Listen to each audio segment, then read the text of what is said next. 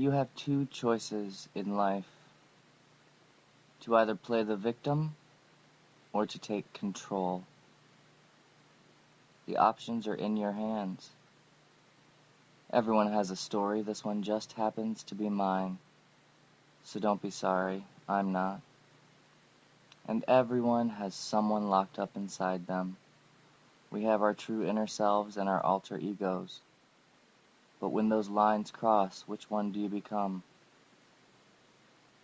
When they come to ask you, who are you?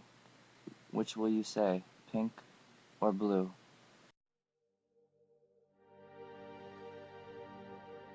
I know, darling, but if you don't touch the stove, you'll never know how hot it is, and if you get burned, they make creams for that. You only live once, doll, better make it last. Anyway, Darren, I will see you next Tuesday. Oh, imagine that. A handsome gentleman caller in my dressing room and me without a stitch of makeup. Oh, you're the reporter they told me about from Folio, yes? I'm Leslie Lapidus. And you are? Gunther. Pleased to meet you, Gunther. Gunther, that's German, isn't it? Oh, I just love Germany. I mean, the whole Holocaust thing leaves much to be desired, but I could live in a country with Wiener Schnitzel on the menu. That's a food, right? Anyway, shall we begin? I need to decompress, as it were, so if you wouldn't mind just asking the questions while I... Great. Just don't go to Elizabeth Hasselbeck on me. I cannot stand that bitch. The name? Oh. Leslie Lapidus. I liked the name. It sounded Lapidus, like a cross between penis and fetus, and what would the world be without babies and balls? I can't take full credit, though. It actually comes from the film Sophie's Choice, starring the one and only Ms. Meryl Streep, my icon, my inspiration, my liege. Oh, honey. God, no. Makeup tips from actual women? No offense to them at all, but when you have the bone structure of a guy, you have to take some extreme measures. I do study real women, though, every chance I get. Grocery shopping, the dentist, television. There is an essence a woman carries with her, a certain inherent stature, sort of effortless grace. Burns me up, I swear. Even the most masculine of women has this elegance in the way she moves. It's not easy to do. You try it. Go ahead. Go home. Put on something feminine and see how you move. No, go ahead. Honestly. Put on tits, wig, makeup, whatever you want. You're still just going to be a boy in drag. You're never going to be a princess. Not even a queen, for that matter. Not without the walk. That serene sense of modest decorum. The way the arm softens just slightly. And the neck dips just so. Takes a fucking eternity to learn, but once you get that down, you don't let that go. No. Drag is never what I wanted it to do. I don't think it is for anyone. My arrival at the White Trash Debutante Ball just sort of happened. I wanted to be the greatest actor ever born. I dreamed of this room full of Oscars, all dressed in little Barbie outfits, you know. Here we've got Malibu Oscar and her cousin Skipper Oscar and the Oscar Dreamhouse and the Oscar Mobile and yada yada yada. And it was really Meryl that fed that dream, you know. She's the only person in Hollywood that does not give in to the PR bullshit and the game, you know. She doesn't give a damn about her appearance or about what people think of her. She even prefers to be photographed without makeup. She denounces plastic surgery like it's a mortal sin. She's Presbyterian, you know. You ever notice the way she looks at the people she's acting with? Like she can see right through them, a direct line to their inner selves. And it shows in her eyes what she finds there, you know? Like through her, you understand everything about the characters around her. She's a type of conduit for the human condition. I wanted to be able to do that. I just kind of thought by figuring everyone else out, I might catch a glimpse of me in there somewhere too. Unfortunately, I wasn't very good. I was always too feminine for the roles I'd go for, and I never had the look, you know? I spoke with an agent once, desperate to be signed. He looked me straight in the eye and he said, "With those teeth, you'd be lucky to play a corpse. And you'd be a gay corpse." At that, the Barbies of my dreams just went on to being regular old, or the Oscars of my dreams, rather, went on to being regular old Barbie dolls. So I started focusing on their little outfits. I make all my own costumes now, you know? Oh. That's a tough question. Yeah. I guess there is a sense of empowerment when I'm in full getup. You know, it's easier to say what I'm thinking, that's for sure. The filter just sort of vanishes. I was at this meeting once, I'm in recovery, and this guy was sharing, and he was talking about those limited moments of being clean and how he couldn't stand it because he seemed to always be apologizing for what his high self did. Well, when I'm in full drag, I never have to make those apologies. You know, it's like people understand that she is her own person, and she can say and do whatever the hell she wants to do. When you do drag, people forget that the he and the she are actually one and the same. They regard you as two completely separate people. Oh, excuse me. Pardon me for one moment if you could not.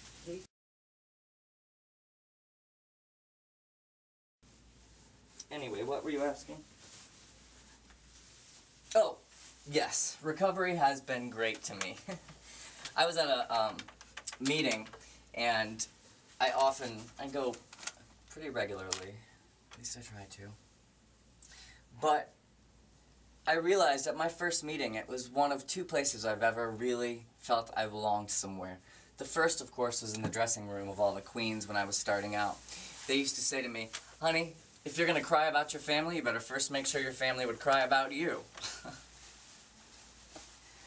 See, coming out in Jacksonville wasn't really that hard, even being part of the so-called Bible Belt. There's a really welcoming community here, and I was taken in right off the bat, but my actual family, they had a really hard time with my coming out. Did you need to get your phone? Oh. Honestly, they're the most fucked up group of cokeheads, alcoholics, and dope fiends you've ever met. I mean, you would think people familiar with prison, prostitution, overdose, you would think people like that would be okay with having a gay kid, but you'd be wrong in that thinking. My sister, Tabitha, hopeless heroin addict. She managed to go 7 months with a baby in her belly, and surprise, surprise, a stillbirth. Baby dead from an overdose. My family the whole time came to her side. They were at her defense. They were asking, "Oh, poor Tabitha, poor baby, how could this happen to you?" I'll tell you how it happened. She shut up one too many times and killed her own fucking baby.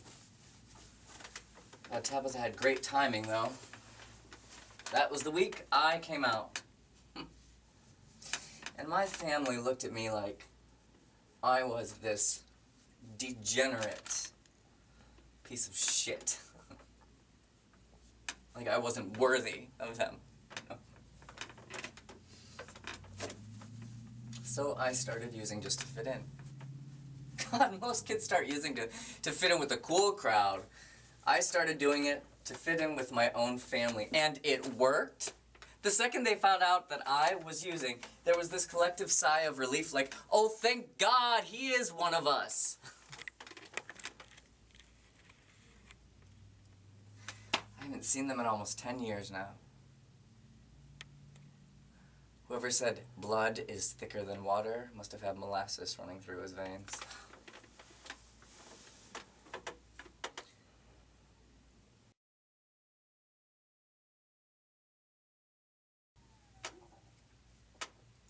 Thank you for cutting that part out.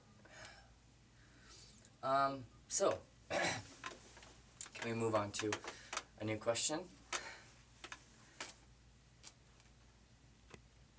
I don't know that that's the case. I don't I don't think I'm a transgendered person in drag, you know, but I'm not sure I'm just a boy who likes entertaining in girls' clothes either. I don't think I necessarily want to be a woman, you know, I'm happy with my parts, but I know I couldn't live without her. I'm sorry, what? Oh, I'm not sure which of us is more me. I'm more comfortable in her skin, you know, and I don't necessarily mean the costumes or the makeup, but in her skin, you know. I'm more vibrant when I'm her. It's exciting. I'm alive. Like, life is surging through me, and the inner me is coming to the surface, and she's beautiful. A lot more balls to the wall than I am. But when I'm her, there's a new inner me. It's always a cycle. She is this amazing, surreal personality with this scared little boy inside. And the scared little boy is a person too, with needs and thoughts, feelings. It's like those wooden dolls, you know? You would open one up, and then inside there'd be a smaller one, and then a smaller, and a smaller. She has the glitz, the glamour, the lifestyle of a star.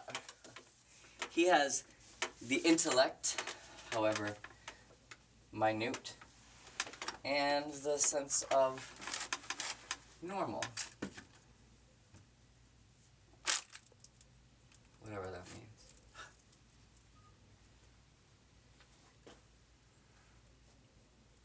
I keep hoping, just waiting, you know, for the two to meet.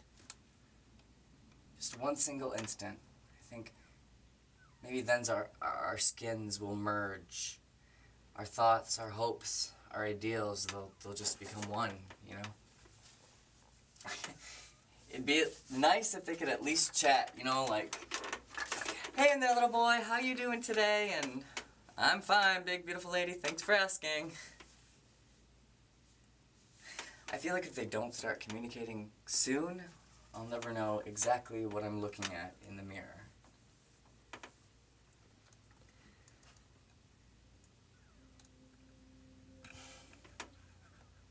Can I ask you a question?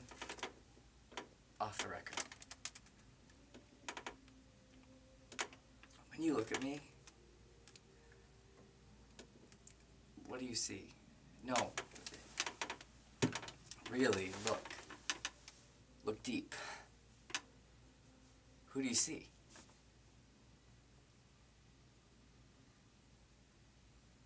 I don't know either. I have no clue who or what I am. I don't even know that I'm living, just surviving, coasting on a hope that seems to be fading daily. I am so lost, and I keep waiting to be saved by a man or a god or something. I'm dropping breadcrumbs, just hoping that someone will pick up the trail, but at every corner I turn and it's another goddamn dead end. It's just a sad, lonely street with no people, and there's no picket fences and no mother with her lullabies. And I'm running from this all-encompassing cloud of black that threatens to eat me alive if I stop to take 2 seconds to breathe or stop looking. The cloud comes closer and I can feel it pulling me in, taking away the few moments I have left right out from under me. There's no escape. I am suffocating and I fucking hate this.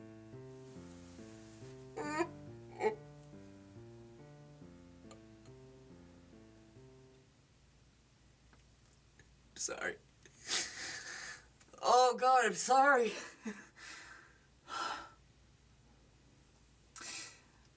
I said no Hasselbeck. I forgot to say no Barbara Walters, huh?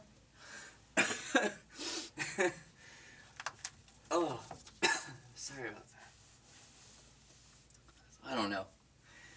You can decide for yourself what you choose to believe is the real me We've all got to believe in something, right? You know what the funny thing about faith is? About belief? It can be the truest, realest thing in your heart and soul, but you'll never know for sure. You'll never have the definitive answer. So, outside, I will paint on a smile, keep on surviving, and inside, the battle rages on. What about you, Gunther? Who are you keeping locked up inside?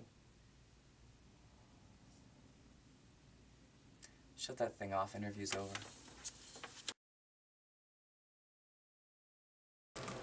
Oh my gosh, you're gonna get me in trouble. Daddy says even invisible friends have to have a name. I mean, even my cat, Snowball, has a name. Even my teddy has a name.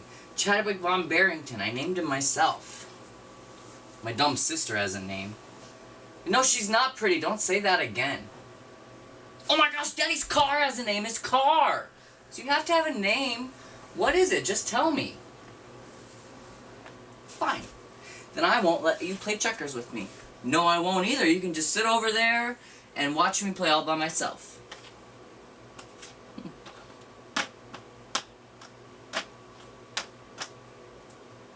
Oh my gosh, it's not fair. Checkers is not fun with only one person. Don't laugh, it's not funny. What's your name? Fine. Don't tell me. I didn't want to know anyway. I was just asking to be nice, but there's no point in being nice because you are mean. Yes, you are too, a mean little troll person. I think your clothes are silly. Daddy says boys don't wear that color. Fine, you want to play checkers now? Okay. You sit on that side.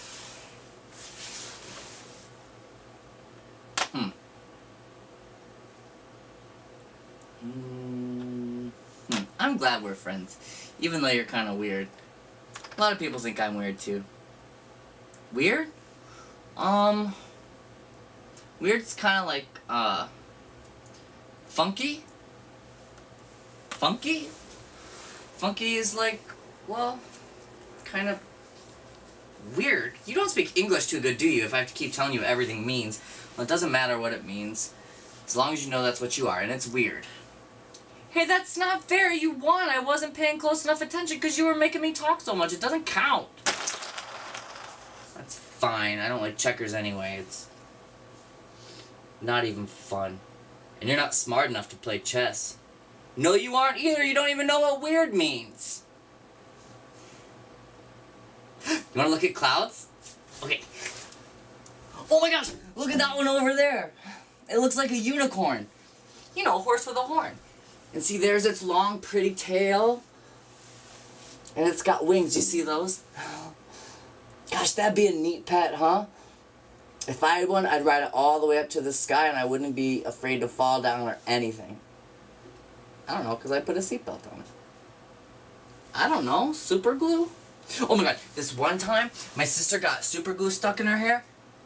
I don't know, because she's dumb. Anyway, so she got the super glue all stuck in her hair. And Dad was really mad. He told her she had to learn her lesson. When he says that, you know he's really mad. So he shaved all her head off. Well, her hair at least. She was bald. And she's not pretty, like I said, but she was really not pretty with a balded head. You know what's kind of weird? Dad kept the hair all, like, sticky and stuck together and stuff, and he hung it on the wall, said so she would learn her lesson and wouldn't be so stupid. I think stupid's an ugly word. Oh, look at that one right there. It looks just like an elephant. Gosh, sometimes I just want to run away to the circus. It'd be so neat.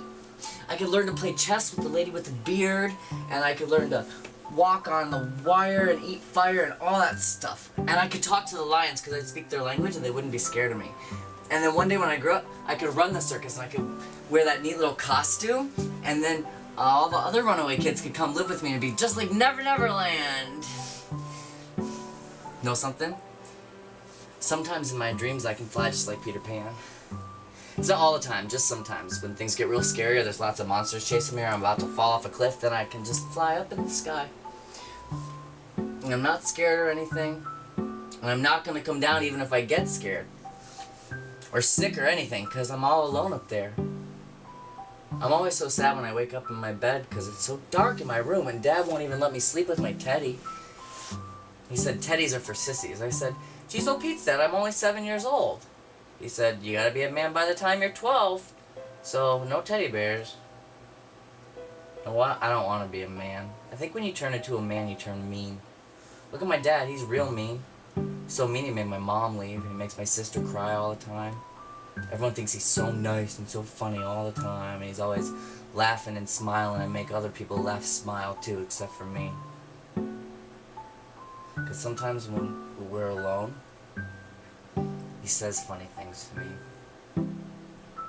He does funny things too, but not the kind of funny that makes you laugh, the icky kind of funny. But I just close my eyes and pretend I'm flying. Oh, that's Dad calling for dinner. I gotta go. Oh, I hope there's no onions. Do you think they put something funky in onions so kids don't like them? Because I don't like them at all. Alright, look, are you gonna tell me your name? Fine, then I'm just gonna give you one, and you're gonna be stuck with it. Luke. Luke, that's your new name. Okay? Luke? Alright, I'll see you when I get back from dinner. Make sure you don't make a mess, okay?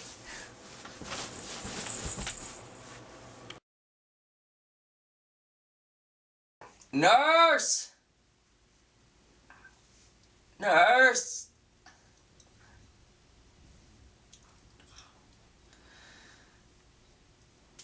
Taffy?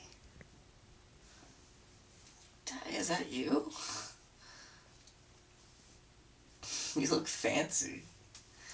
You went blonde. It looks good. You look like a girl. No, don't touch me. I'm sore everywhere. It's more sharp than sore. I don't want to talk about it.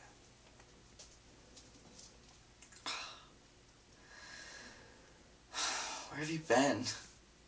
It's been months. Dallas this time. Nice. I don't want to talk about it. Have you just been sitting there? How long? You just been watching me sleep? Was I saying funny stuff in my sleep? Was I dreaming? It's flying, probably. This medicine makes me fly too, kind of, but in a different way. Is this the same stuff you put in your needles? I can see why you like it. Was I saying, like, really funny stuff in my sleep? Did I fart? Don't make me laugh. It hurts.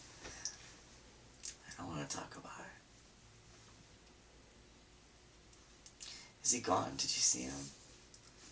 Was he smiling? I bet he was smiling. I don't want to talk about it.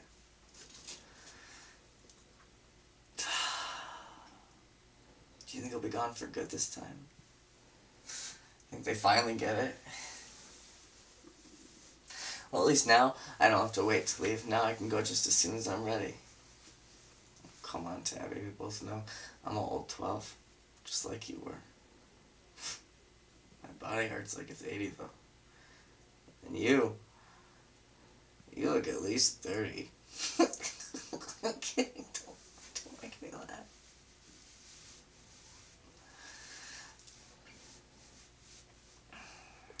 You should have been there. If you were there, you would have told me not to try on the dress. It's that pretty pink one. Remember you wore to that dance? It was just hanging there in the closet. In your old closet. He never goes in that room, Tabby. Never. And it just looks so pretty. Thought maybe if I looked like you, I could be like you. Get away like you did. Now you're back. For now. Why do the girls always get to leave? Why do the boys have to stay and be men? I don't want to be a man. I don't want to talk about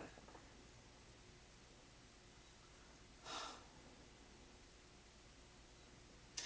Hey, maybe when I'm better, I could come back to Dallas with you. Tell me all about it. Do they talk with accents there and eat green eggs and ham, Sam I am? I could come back and live with you. I mean, of course not. Should have been you. He stunk up the whole room. Like cigars and puke and gin. Always gin. Funny how that stuff's made out of berries and they just grow there in the trees, you know, and they never know that they're just gonna be picked and turned into a drink clear as water so no one can ever tell the difference. It makes you evil. Think he was ever good? Maybe before Sheila? I don't remember. Well, he saw me. He caught me standing there looking at myself in the mirror. So he came after me real fast like. So I just ran out the trailer. Pretty pink dress and all. Hey, do you think we're white trash? I don't know, some kid at school. He said that our whole family looked like we just came from the White Trash Debutante Ball. I didn't know if that was a good or a bad thing. I figured any kind of ball is still a ball, right? Like Cinderella or something. Oh, well, then he chased me down. I was running real fast. You'd be so proud of me. I fought back this time. I kicked him in the balls. I did. I scratched and I hit and I bit. But I fell down just like Cinderella when she loses her shoe. And he had this look in his eyes. He had his hunting knife. But I wasn't scared. I wasn't laying there like some puppy. I was trying to fight back. But his eyes...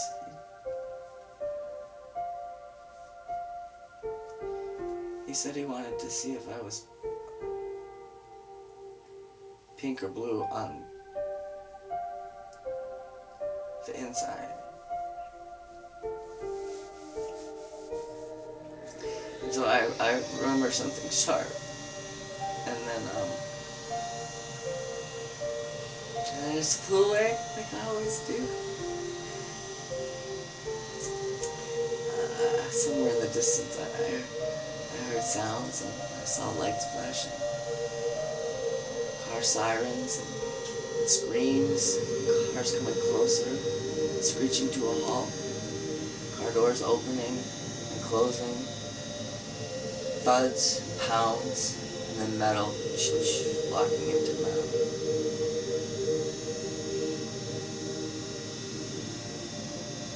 And then darkness. And here I am. But he's gone now, Tabby. He's gone.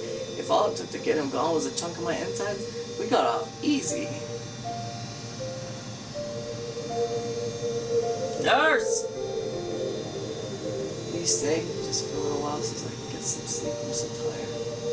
There's something in the sky. I gotta go back for it.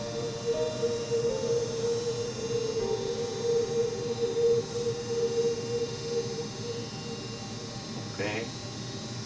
Well, who's the third one? There's me and there's you.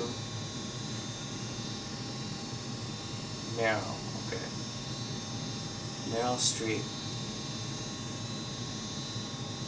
Together. There you are. I've been calling for you. This is my sister. She's gonna stay for a while. She's blonde now. It's so funny. Look, me and her and Meryl Streep are gonna rule the world. It's so funny. From pink to blue to black to white. The colors of white trash debutante.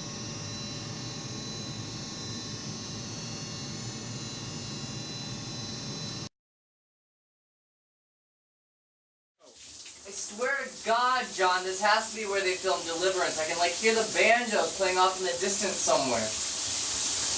Oh my god, shut up! You're gonna have me up all night fearing for my life. Oh yeah, that's right.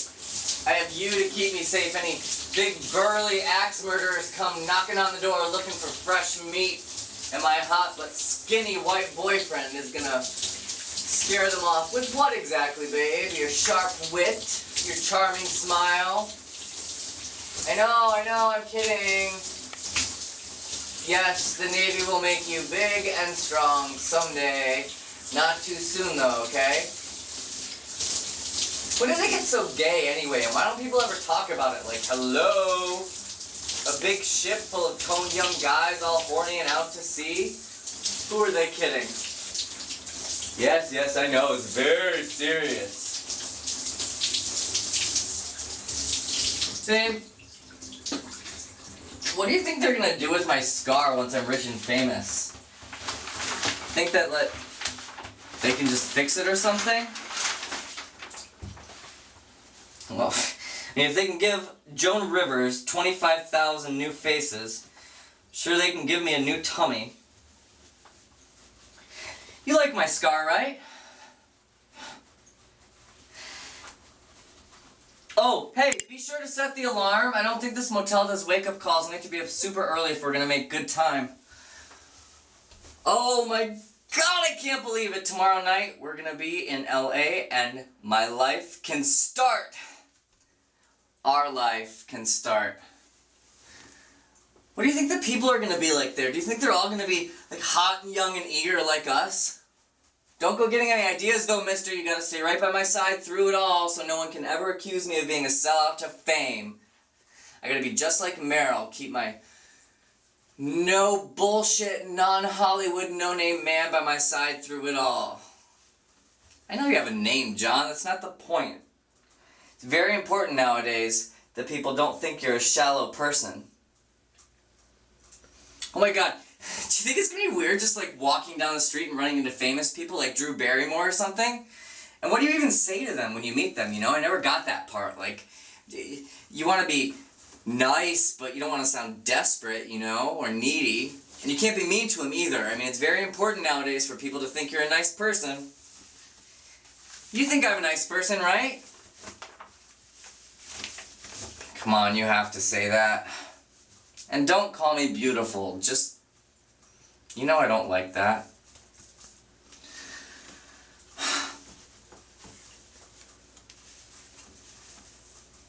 Oh. I think I'll be okay meeting them. You know, I think I'll say something like vague, but not too vague, distant but aware, like,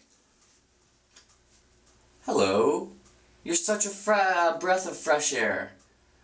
I can't even get it out. It sounds so phony. Hi. Charmed. Nice to meet you. Yeah, I'll be fine. Except for when I meet Meryl, I know I'll just be like a fat girl in front of a jelly donut store and fall to bits. I'll be all, oh my god, you're my savior, you're my life, I love you, Meryl, I have chance with you. And they'll have to like pry me off her with the jaws of life or something. And then we'll have to buy cheap black wigs and move to Mexico since I'll be blacklisted forever. And we will live there in constant fear of me being recognized as that crazy Meryl stalker boy. Yep, babe, that's what you have in store for your future. I hope you're ready for it. Do you think we'll be happy? John? Oh, great. Hope you set the alarm. I think we'll be happy. You and me and the baby makes 3. Bright lights, big city, planes, trains, and automobiles. We ain't in Kansas anymore, baby. Just Alabama.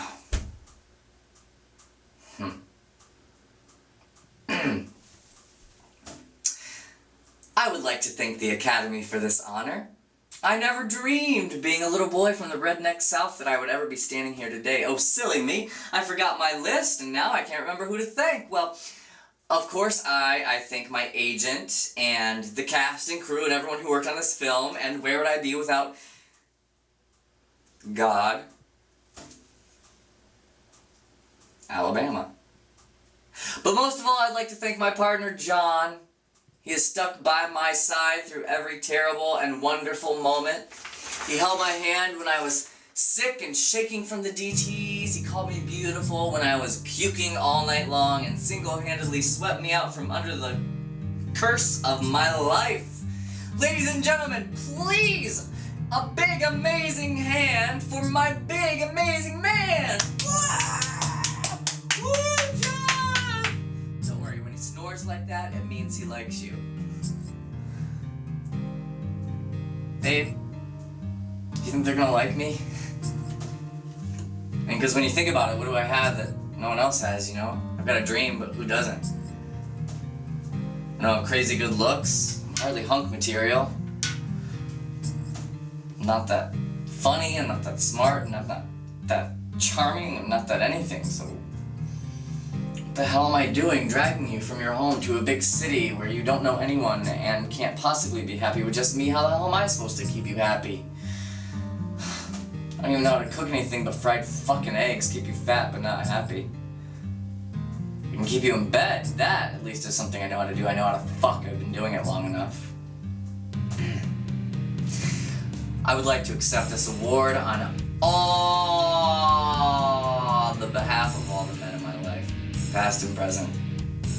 Lord, it was hard working sometimes, but look how far I've come. And I got through it all without complaining. Yep, never once, not with my hands tied behind my back, or my teeth missing, or the bitter taste of blood in my mouth did I ever scream. Played the game as good as the next guy though, didn't I? Passed go, collected $200 and got the hell out. And got out of hell. And it will all be worth it. Every miserable, shit-filled day will be worth every second. And you can all beg and cry and plead sorry at the top of your lungs, but I won't even bat one long, glorious eyelash. I will simply take John's hand and walk the other way. And as we walk into the distance, I will not for 1 second let your pathetic little whimpers enter my consciousness. You won't exist.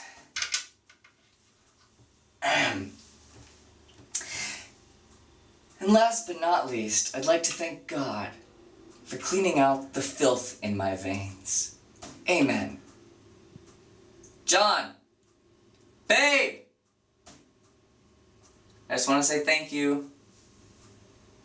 I don't know, for being you. For saving me. Good night, sweet prince.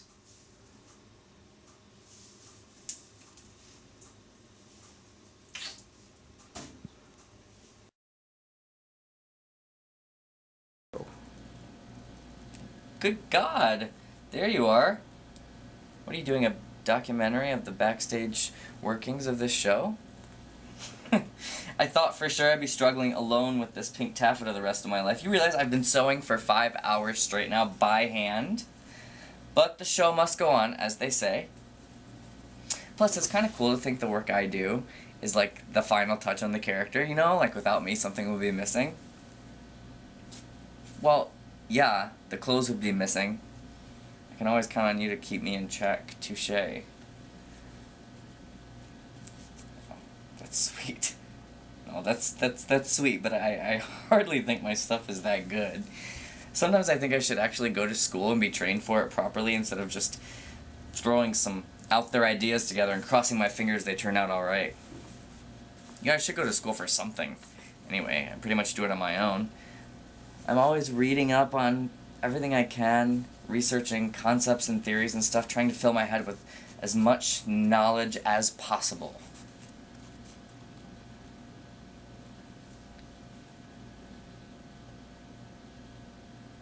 Drag?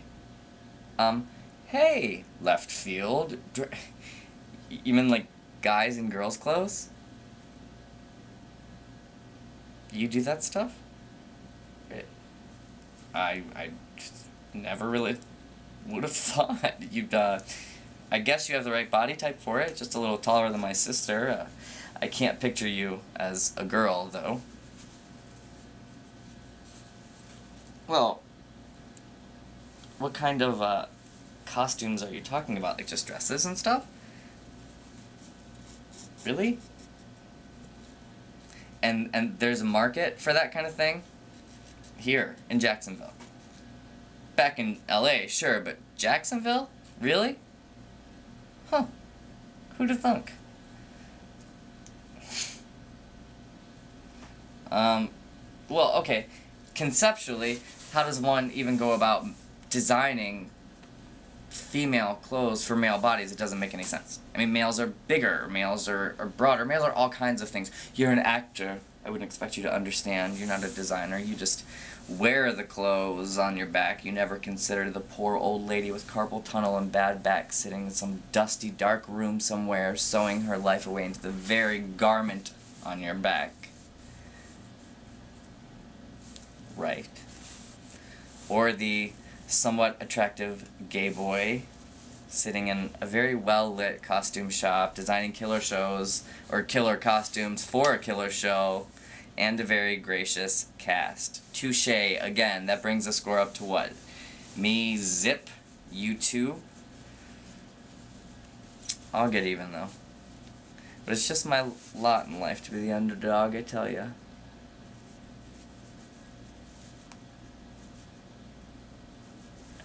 So tell me more about this drag stuff. Like, do they do it in just, like, theaters and stuff? Like, bars? So people pay to see guys dressed as girls. Wish I would have known that years ago. Just saying. Would have been nice to know.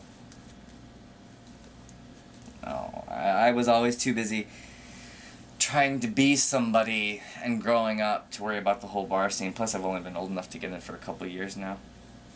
Strange, I know. I seem so much older. Must be my classy upbringing, I suppose. Hey!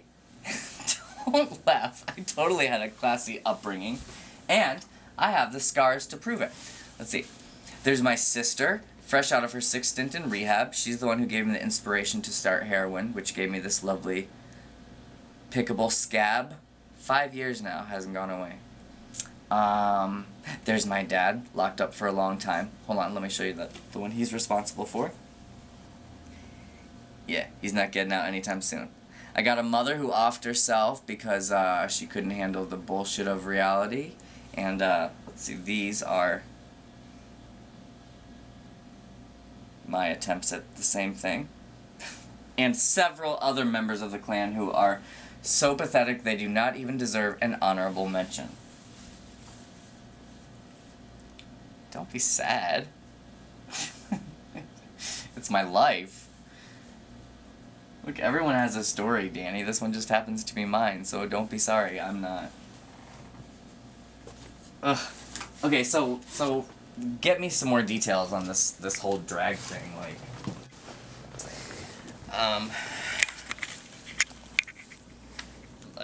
like what specifically I could get paid, what you or they might want, costume-wise, and sizes. Okay? Above all else, man, I need measurements or no way.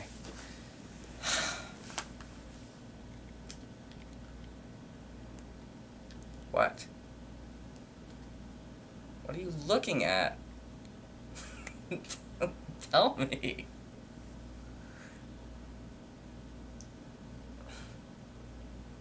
God, what is it with gay guys and the word beautiful? Get a fucking thesaurus already.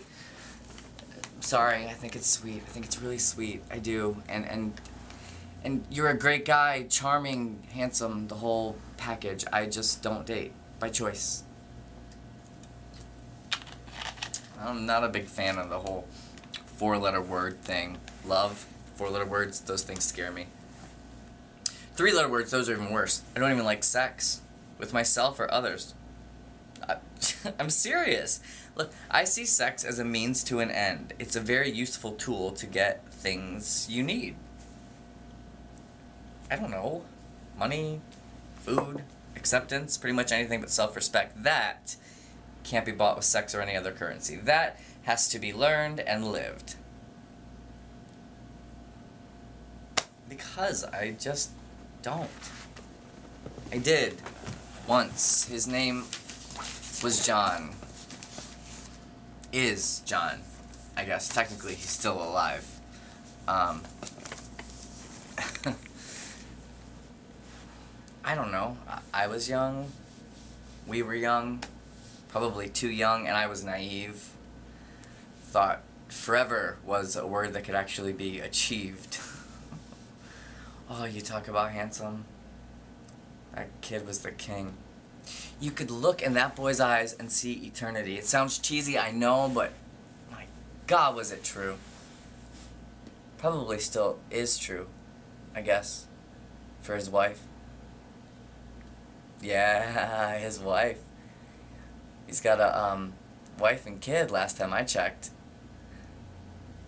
I don't know, I guess he was always straight, just curious. Or maybe it was a momentary lapse in judgment. Alright, maybe I am just that dead sexy if I was the only guy he was with. Must be pretty special, huh? No, the breakup, if that's what you want to call it. It was very smooth. He doesn't remember any of it. He doesn't remember me. I mean, he knows that I exist, and that at one point in time we existed together as a couple, but specifics are lost on him completely. He suffered some major brain trauma in the service, so entire pockets of his memory are just erased. They never happened. I never happened. Only person I ever cared enough for to open myself, pour out my wounds and show my insides, and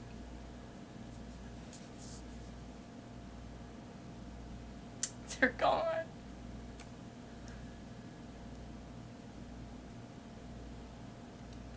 Just proves, if nothing else, that I am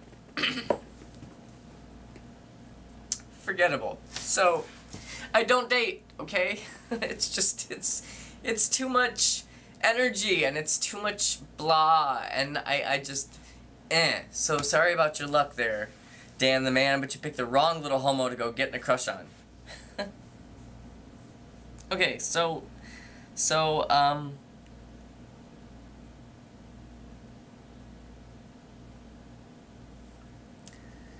give me more details. I'll see what I can come up with, okay?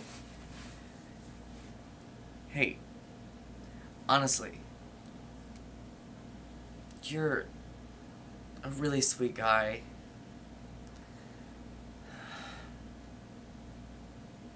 And my friends are my family. My friends are the world to me. Consider me very grateful for you. Okay, stop. I mean that.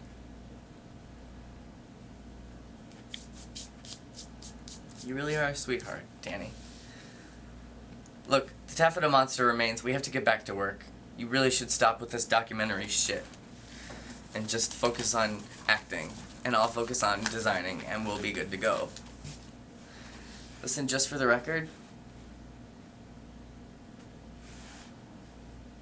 if I were gonna date anybody, it would be you. Okay? So, you wanna help me make this costume, or you wanna sit there and act like an ass?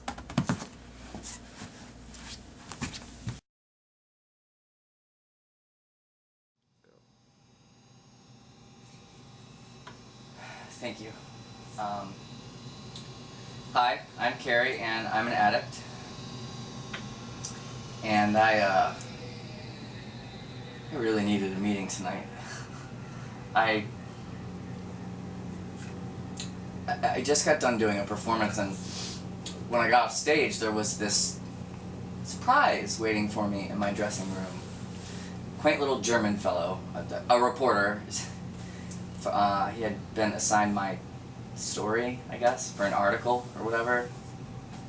Anyway, for whatever reason, I snapped into character, you know, and I was telling my story, and I was being Leslie, and then out of the blue, I just started spilling my guts to this guy, and I really got to thinking about a lot of things. you know? After all my time in this program, I still don't have it figured out.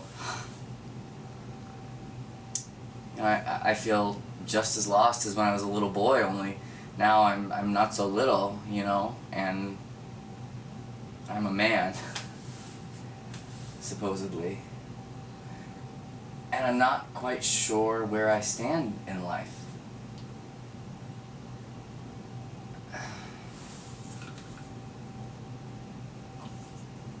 Over the years, my idea of God has changed a lot. It's always modified and transformed to fit whatever situation I found myself in. I've always taken a lot of comfort in the idea of something greater and more powerful than me. I hate power. It scares the shit out of me. Power and control are the roots to all evil, as far as I'm concerned, so I'm happy not to have any. But what happens when my concept of who or what God is flies out the window and nothing comes back in to replace it? Where am I then? You know? And I'm not saying I'm doubting. There's no way under any stretch of the imagination that we, as human beings, call the shots. If that's the case, I'll be done right now. Thank you very much. And yes, I'm double fisting it, just like I did back in the day. And I sound hopeless. Look, I'm not. Maybe I sound desperate. I'm not. I guess more than anything, I'm just confused. Who I am has been defined and redefined so many times, you know. I'm the whore, I'm the addict, I'm the drag queen, I'm white trash, and so on and so on and so on, so many fucking labels. You know, they build one on top of each other in rapid succession until there are so many layers of stigma I can hardly remember what I started out as. And tonight, I made the biggest realization of all. I'm not the victim. Bum bum. That's maybe the scariest thing I've ever heard. I mean, sure, bad things happened to me, and I faced a lot of challenges in life, but haven't we all? Isn't that part of the beauty of the journey? But if I'm not the victim, then where the hell does that leave me? Responsible for my own happiness, and it has to come from a place in me that's seems a lot harder to access than the self-pitying, blame the world version of myself I've gotten used to. I guess what I'm trying to say is that beneath all the things I try to be or want to be, I'm really just me, and it's gonna have to be good enough, because that's all I got, you know? What it all boils down to after the who did what to whom and why, God, why moments is really just my life. No matter what, this is the life I have to live, and I want it to be a fulfilled one.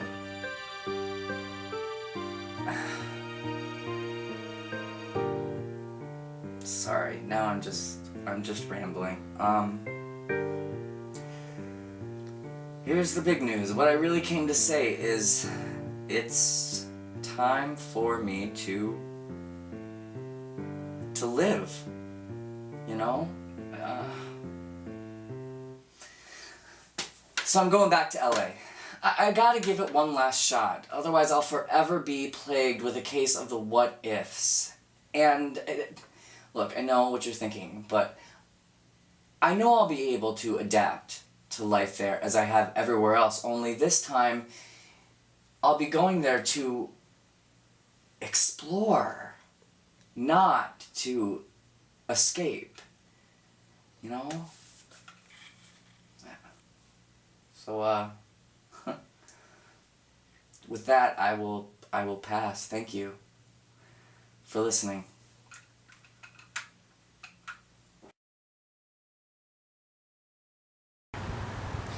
Yes, the prodigal son has returned. Oh, so what's new with you, mommy dearest? You haven't changed much. I see I'm the first to visit in a while. No wilting flowers anywhere in sight. You know them, they wouldn't bring fresh ones. They cost too much. Why on earth couldn't you have been buried at sea?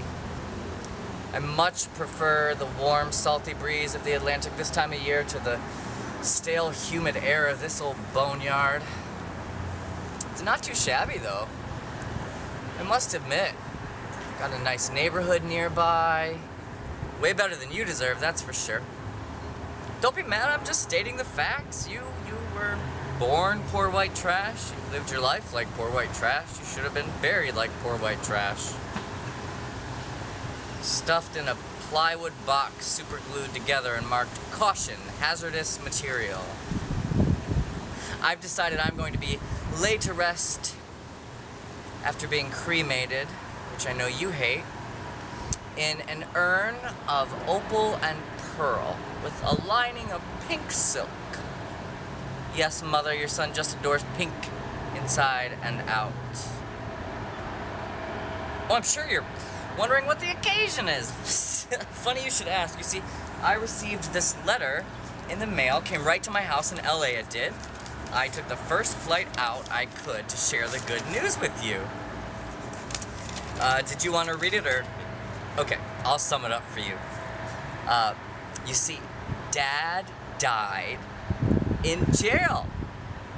Thus the cause for the celebration. Here's to you, here's to him, and most of all, here's to me. Oh, you two really deserved each other. A more perfect couple than Romeo and Juliet, even. And now, at long last, you can be reunited. Live out the rest of eternity in each other's loving arms. You can both rot in hell. It was you. The whole time, my whole life, I hated him. Despised with every fiber of my being the very sound of his voice, the weight of his presence in the room, his breathing, his touch, the sight, smell, and sound of him. Turned me inside out just the thought of him, so I ran. I ran to drugs, I ran to LA, I just wanted to get away, yet everywhere I went, the memory followed, and the hate, the bitter taste of fear in every step. And it was you. You're the one who left. You're the one who put your kids, your own flesh and blood in the hands of the devil himself. You knew. You knew exactly what he was doing to us, doing to me. You fucking knew and you did nothing. He blamed us for you leaving, we blamed him. No one ever thought to blame you. The whole time we were all mad at the wrong goddamn person.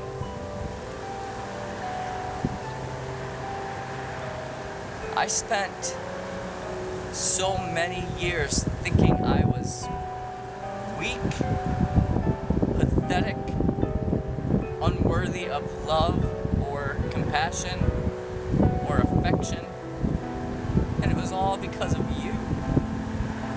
I was never any of those things. I am strong, and I am capable and deserving, and I am beautiful. I finally stopped running, stopped flying, stopped getting lost in daydreams and disguises. I'll leave failure to you, Mom, because I have survived. No thanks to you, I battled addiction and I won. I have struggled with loss, prostitution, bruises outside and in, and I've got through it all. No matter how hard he tried to break me, I wouldn't come apart. No matter how far you tried to distance yourself from me, I was always there, wasn't I? Was I there in your dreams, Mom? Could you hear me crying at night? Could you see him touching me? Did you feel the knife, too? Could you taste the blood in your mouth, see the mess you left behind that no one was ever gonna clean up? He saw you in me. The one gift you ever gave me was the worst gift of all, your DNA, your image. Your chestnut hair and your hazel eyes, everything he hated in you. He saw in me. Day after day. You did this to me.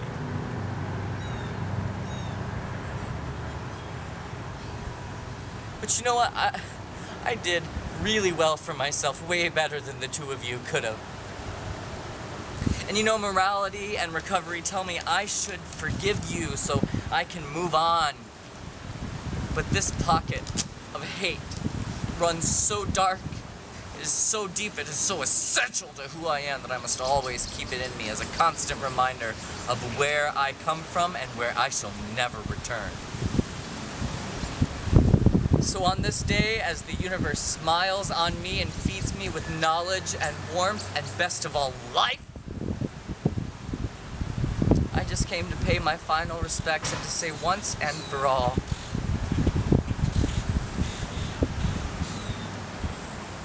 fuck you. Rest in pieces.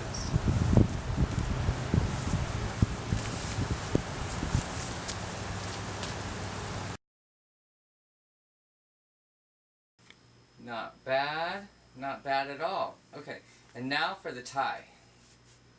God, I always hated tying a tie. I never got any formal training on the technique, you know? Well, do you think it goes at least? Why am I asking you? You have absolutely no sense in clothing. Mean little troll people rarely do. Well, I think it is perfectly suitable. Suitable. Get it? Suitable. It's a suit. That killed me. Anyway. Why am I not nervous? I should have butterflies or shakes or some sort of physical manifestation of fear, yet nothing. Calm, cool, serene. It's because of you, isn't it? It always was.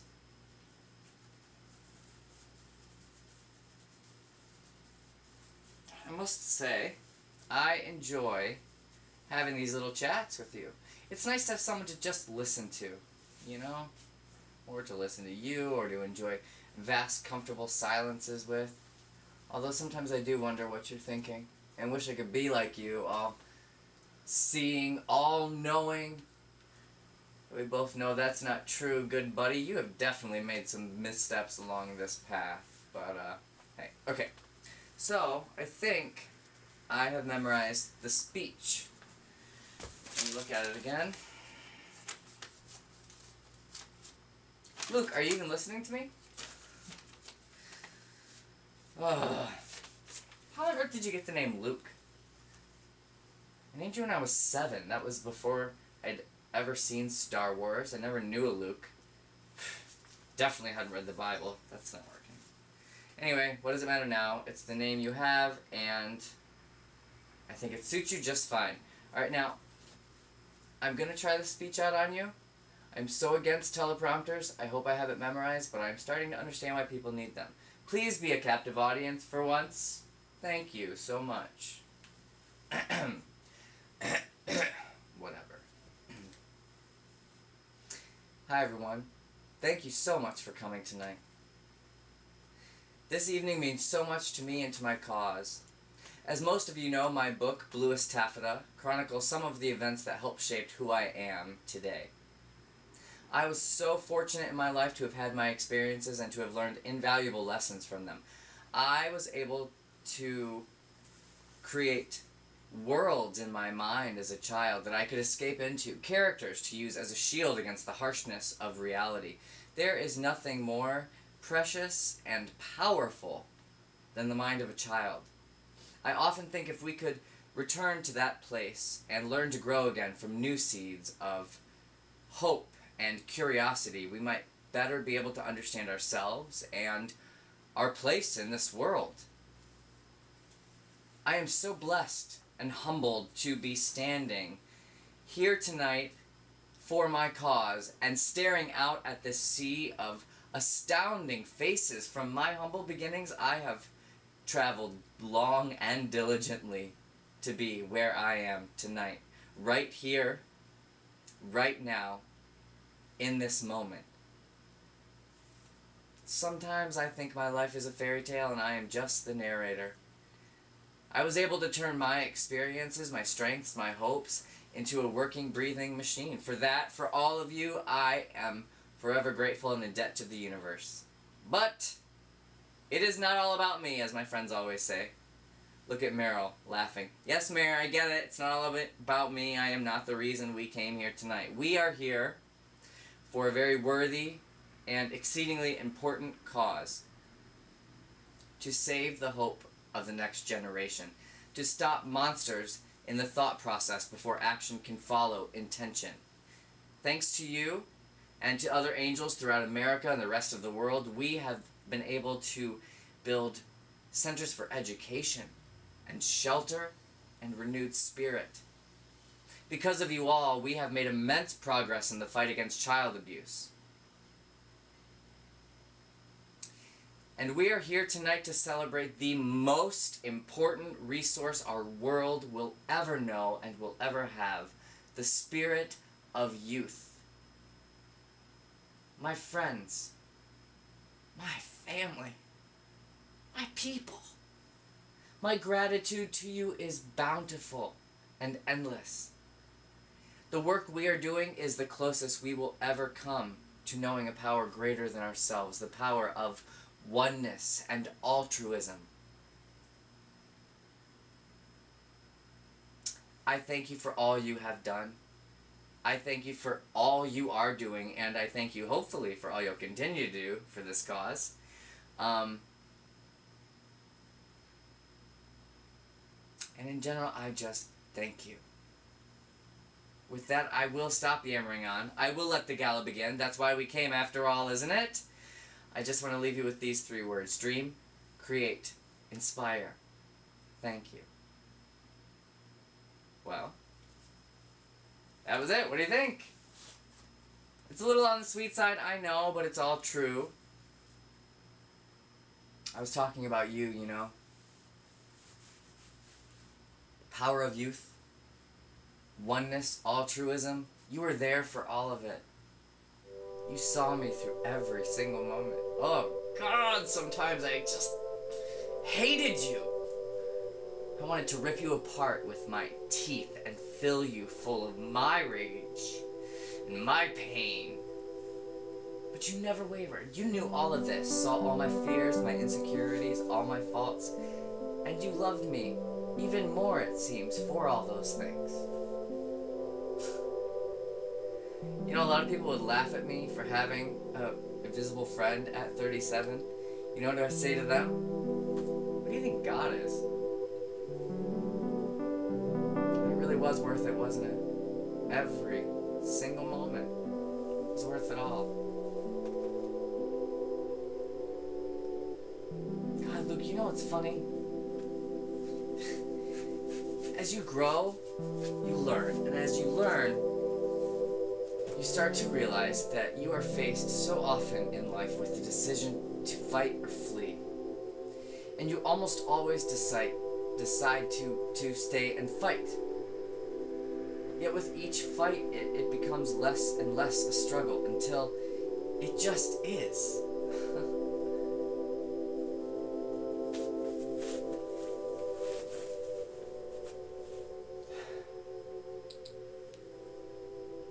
It just is. Thank you for that. I'm gonna stop. You're gonna make me cry for real this time. Oh shit. Great, now here come the nerves. So pink or blue? I guess the real answer is we're all just a little bit of both.